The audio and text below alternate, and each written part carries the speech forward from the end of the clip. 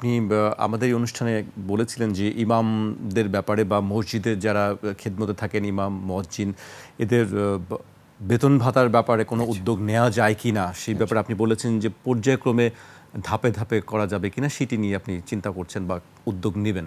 সে ব্যাপারে কতখানি অগ্রগতি আসলে? ধন্যবাদ, অত্যন্ত প্রাসঙ্গিক প্রশ্ন। আমরা দায়িত্ব নেওয়ার পরে এটা নিয়ে এই পর্যন্ত আমরা এটা ভাবছি।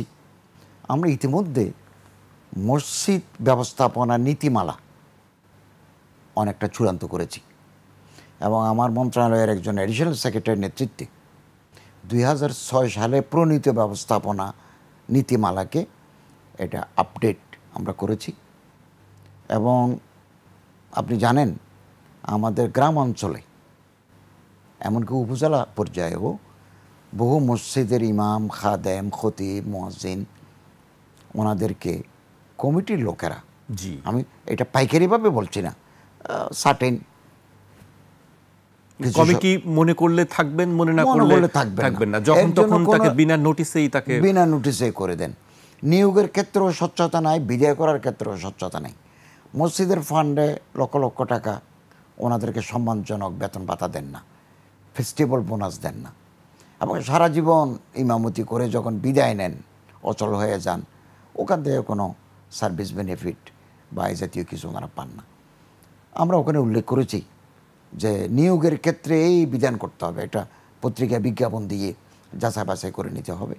বিদায় করতে হলেও ওনাকে আত্মপক্ষ সমর্থনের সুযোগ দিতে হবে, একটা তদন্ত কমিটি গঠন করতে হবে এবং সম্মানজনকভাবে বেতন ভাতা সম্ভব হলে, যদি আর্থিক সঙ্গতি থাকে তাহলে মসজিদ কম্পাউন্ডে ইমাম মুয়াজ্জিনের থাকার ব্যবস্থা করে দিতে হবে উইথ ফ্যামিলি।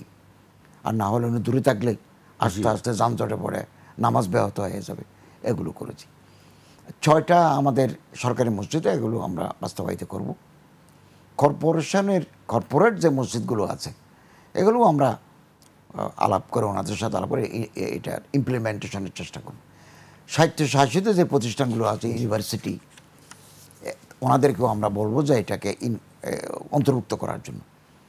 তো আমি ইতিমধ্যে চূড়ান্ত করেছি এবং ইমাম সমিতি আছে আমাদের এখানে, শানে সাহাবা ইমাম আছে, একটা আছে খতিব পরিষদ, আর বাংলাদেশ ইমাম সমিতি আছে। এটা গ্যাজেট করার আগে আমরা তাদের সাথে আবার বসবো, আমাদের এই পয়েন্টগুলো নিয়ে বসবো। ওনাদের দাবি দেওয়াগুলো আমরা দেখেছি, এগুলো আমরা কমিটিকে দিয়েছি, এগুলো যতটুকু সম্ভব অন্তর্ভুক্ত করার জন্য বসবো।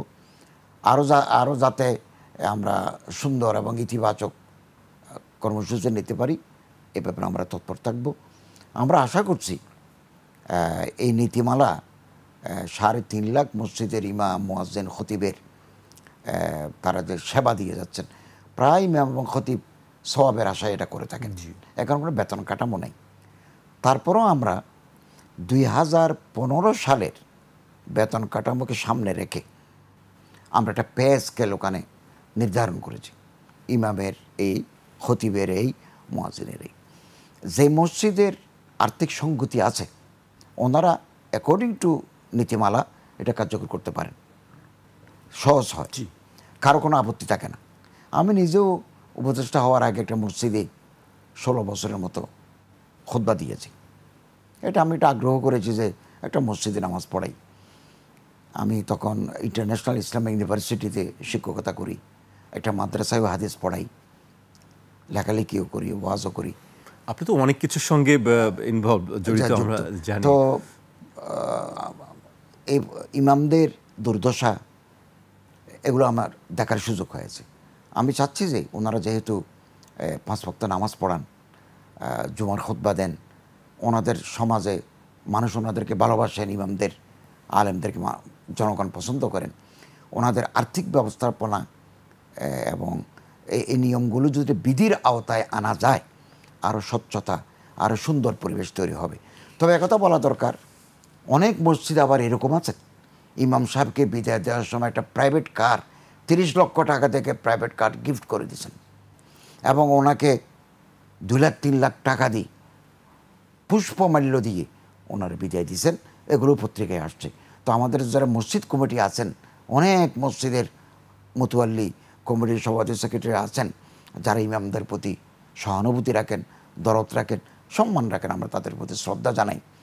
এই নীতিমালা হচ্ছে যে ওই সমস্ত মসজিদের জন্য যেখানে এই ফেসিলিটিসগুলো নাই, এগুলো করলে ইমামরা সমাজের সম্মানিত ব্যক্তি, তাদেরকে যদি আমরা ফেলে রাখি, মসজিদে লাখ লাখ টাকা জমা, জি, আর ওনারে আমরা দিই এবার মিনিমাম, তো এটা করলে সমাজে আলেমদের মর্যাদা বৃদ্ধি পাবে না।